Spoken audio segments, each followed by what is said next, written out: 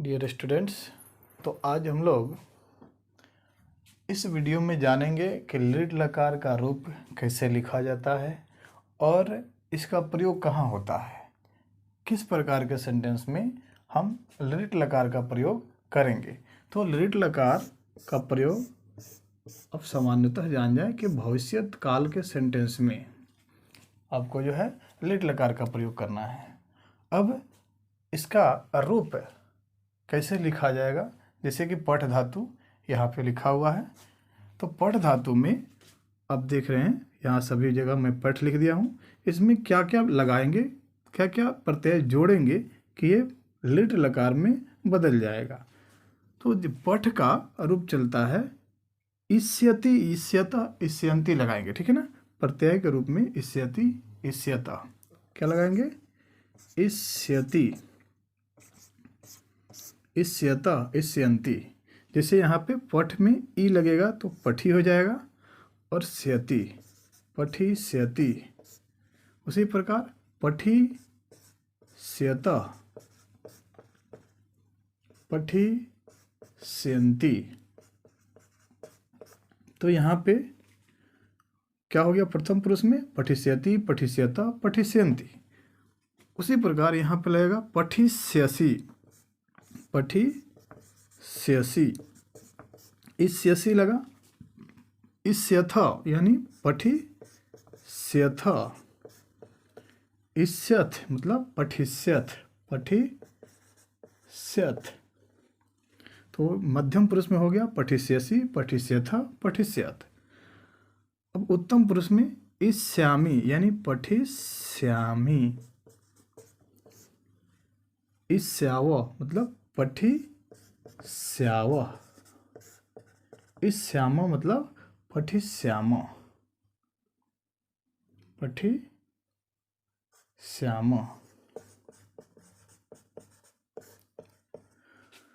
तो आप अगर एक यहाँ का पे जो है लिट लकार का एक धातु रूप यदि आप याद कर लेते हैं तो आपको लिट लकार से अनेक धातु रूप याद हो जाएगा। जैसे पठिष्यति, पठिष्यता, पठिष्यन्ति, पठिष्यसि, पठिष्यथ, पठिष्यत, पठिष्यामि, पठिष्याव, पठिष्याम। यहाँ पे हम लिख धातु लिखेंगे तो थोड़ा थोड़ा परिवर्तन भी होता है लिट लकार में। जैसे यहाँ पठ का सिर्फ पठ में इष्यति, इष्यता, इष्यन्ति लगा, इष्यसि, इष्यथ, इष्यत, इष्यामि, इष्याव, इष्याम। यहाँ पे लिख का लेख हो जाता है, थोड़ा सा परिवर्तन होता है लेख। अब इसमें इष्यति लगा है, जिस तरह पठ में लगा इष्यति, पठिष्यति, उसी तरह लिख का अब लेख में लगेगा लेखिष्यति, लेखिष्यति। द्विवचन में लेखिष्यता। कहने का मतलब है कि यहाँ पे पठिष्यति एक प्रथम पुरुष एक वचन में, पठ से पठिष्यति तो लिख से लेखिष्यति। द्विवचन में पठिष्यता है तो यहाँ लेखिष्यता। यहाँ बहुवचन में पठिष्यन्ति होगा तो यहाँ पे लेखिष्यन्ति हो जाएगा, लेखिष्यन्ति। उसी प्रकार यहाँ पे मध्यम पुरुष एक वचन में क्या है, पठिष्यसि, तो यहाँ हो जाएगा लेखिष्यसि, लेखिष्यसि। मध्यम पुरुष द्विवचन में पठिष्यथ तो यहाँ हो जाएगा लेखिष्यथ, लेखिष्यथ। और मध्यम पुरुष बहुवचन में पठिष्यथ है तो यहाँ हो जाएगा लेखिष्यथ, लेखिष्यथ। उसके बाद उत्तम पुरुष एक वचन में पठिष्यामि तो यहाँ उत्तम पुरुष एक वचन में लेखिष्यामि, लेखिष्यामि। यहाँ उत्तम पुरुष द्विवचन में पठिष्याव है तो लिख में हो जाएगा लेखिष्याव, लेखिष्याव।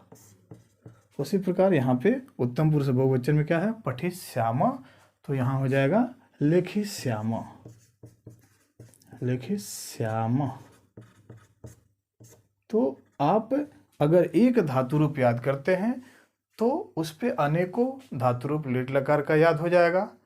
उसके बाद जब हम रूप लिखना सीख लेंगे या याद कर लेंगे तब इस लिट लकार का प्रयोग कहाँ करेंगे ये जानेंगे। प्रयोग जैसे कि आपको लट लकार का मैंने बता दिया है और उसी प्रकार से लोट लकार का बता दिया। अब आपको लिट लकार का प्रयोग जानेंगे। लिट लकार का प्रयोग कहाँ होता है? तो जब वाक्य के क्रिया का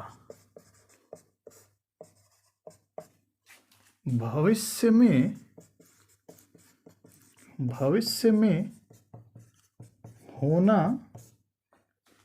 जाना जाए अथवा जब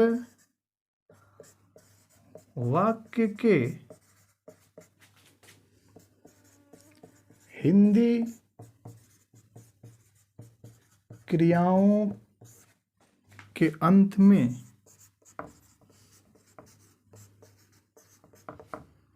गा, गे, गी इत्यादि शब्द लगा हो तब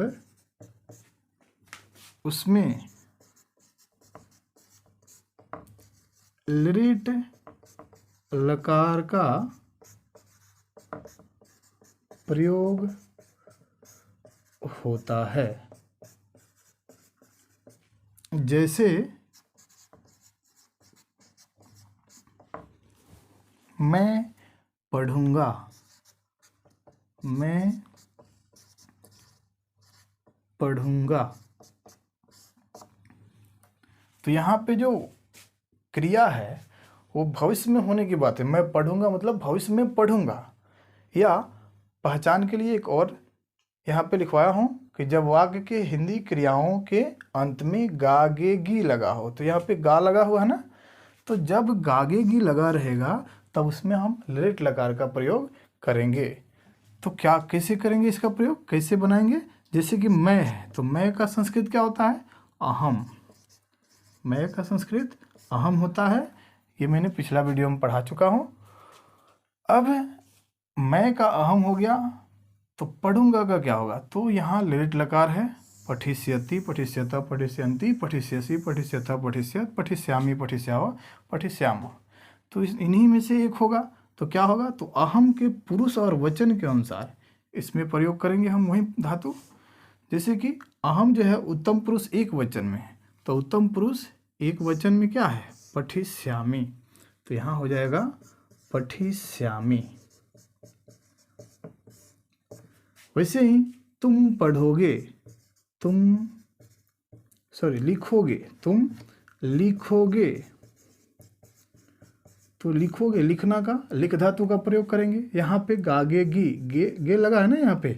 तो जब वाक्य की क्रिया के हिंदी क्रियाओं के अंत में जो है क्या लगा हो? गा, गे, गी, तब उसमें हम लिट लकार का प्रयोग करेंगे। तो तुम का हो जाएगा त्वम